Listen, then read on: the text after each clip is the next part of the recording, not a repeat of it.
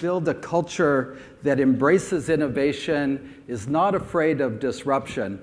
And what's really crazy is that how much has changed over the last 20 years. You know, it was April of 1998 that Netflix began. And like the minister was saying, we started by mailing DVDs. But even more so, 20 years ago, no one had a smartphone. There was only 50% of the people in the United States had even a cell phone. There was 1/3 less people in the United States.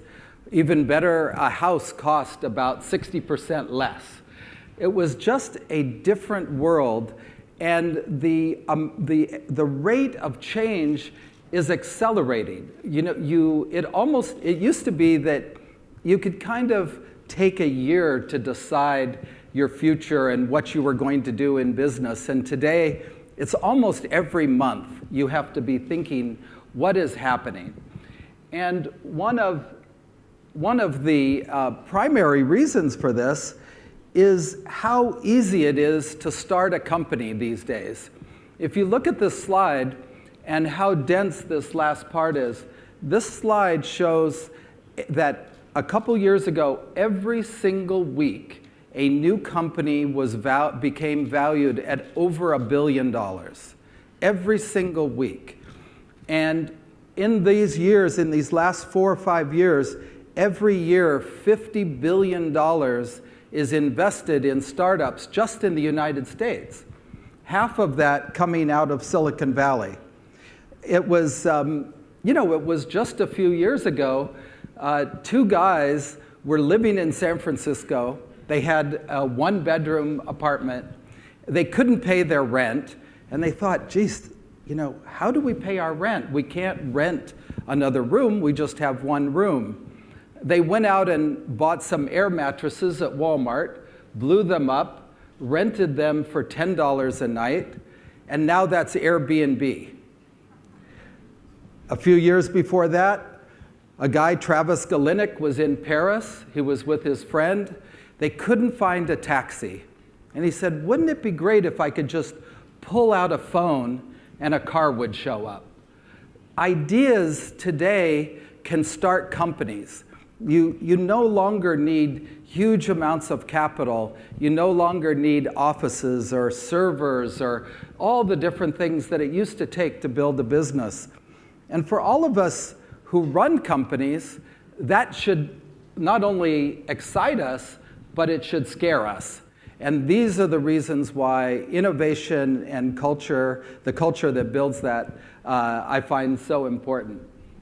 Now, Netflix was really just, 3 of us who thought, boy, I hate paying Blockbuster late fees. It was like, why do you have to return the movie so quick? And we would actually, get late fees. I remember one time finding a VHS cassette under the seat of my car that I swore I returned. I knew I returned it, and I think it was $50 or $60. It was horrible, but more important, we were film lovers, and we thought, you walk into a Blockbuster and there's a limited selection. We want to see documentaries and foreign films, and we wanted to see, silent films even. And so we wanted to build a library that had every single title. But this was before really a broadband. Just to give you a sense of how long ago it was, Amazon was only 3 years old, and Amazon promoted their service on the radio. Not the internet, on the radio. And I remember their ad was, we have so many books that it would fill the Queen Mary, which happened to be docked at Long Beach at the time. And no one could imagine, boy, that's a lot of books. That's more books. And of course, look at them today. We thought the most sophisticated thing would be to automate all the millions of DVDs we were sending every day. You know what? It turned out people were a lot better at picking discs and putting them in envelopes. And so we grew that business, And we really started thinking, like, how do you evolve when you know that your business is going to be obsolete in not too long of a time? In 1998, there was no such thing as streaming, no such thing as downloading. There was no video on the internet. It was all, there wasn't even those annoying pop-up ads that used to drive everybody crazy. But we knew that eventually the internet would be there and have the ability to deliver video.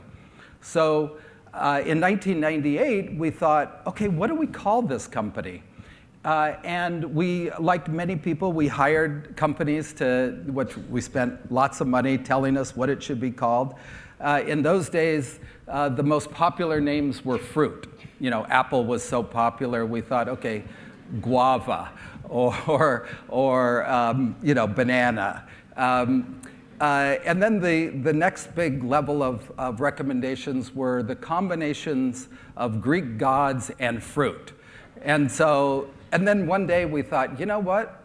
We're going to be on the internet. Flix is kind of another way to say movies. And so we came up with the name Netflix, but of course many years before we started streaming. The funniest part was, and this is how I think when you're disrupting or you're doing something innovative, it's when everybody says there is no way that business is going to work. I came home, the three of us were sitting in a cafe and we were talking, oh, wouldn't it be great if you could just open your mailbox and a movie would show up? Wouldn't that be fantastic? And I went home all excited, and my kids were there and my wife was there, and I said, you know what we're going to do? We're going to mail DVDs to people's homes. And she said, that is the stupidest idea I have ever heard. And so now that's my gauge, is like every time I have an idea, I ask if it's a good idea, I don't do it. Don't tell her I said that, because she gives me all the good ideas. But no one believed, and we thought, how do we build this culture? So what we realized, and this was during the dot-com, bubble, where you could walk into any investment house. There was a guy, and there was a guy who came into an investment meeting just before us, and he walked out and he had this big smile on his face, and we asked him why, and he said, I just got $5 million for my business. And we asked him what it was, and he said, I am going to sell sock puppets on the internet. You know the sock puppets where you have a little face, you get a medias and do a little face on it, and he said, I've got $5 million, that's great. They turned us down, that company. But the culture we were able to build there was one that empowered people.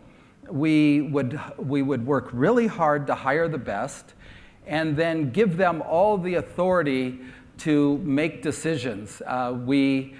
Famously, Netflix is known for having the unlimited vacation policy, which is, you know what? You don't have to come to work. Just do your job and wherever you want to do it, and if you don't perform, then we're going to fire you. But do it wherever you want. Of course, no one took any vacation time. So it actually worked out really good. But one of the things we did is we realized you have to stay close to your customer. And while we were mailing these DVDs, the problem is that it took 3 days in most parts of the country. And we overheard one time a customer out of a focus group say, you know what? When I asked for the DVD to be mailed, I was in the mood for a comedy. By the time I got it, I wanted something different. And from that point on, we realized the speed of delivery was the most important thing we could do. And we would focus every bit of our energy on that. But before we did, before we got to streaming, we tried a couple other crazy ideas. The first idea was, let's build some kiosks and put them in grocery stores. So now you can return your DVD at a grocery store, pick up a new one. Another idea was, instead of the return address on the envelope being our warehouse, we would put the address of the next customer who wanted that movie. And the last one, of course, was the one that actually worked, which is kind of the no-brainer, is why not build mini warehouses all over the country and put everybody in one-day ship? So by the time we did that, the company took off and started, going crazy. Streaming, of course, ended up being the ultimate kind of solution to the fastest delivery. And we launched that in 2008. It was 10 years after we launched the business that streaming first began. And then the business just started becoming a household word. I don't know if you have this in Spanish, but the expression in the US is Netflix and chill, and which is essentially, hey, it's like a dating line. Hey, do you want to Netflix and chill? And when you have a company name that becomes a verb, that's when you know you really made it.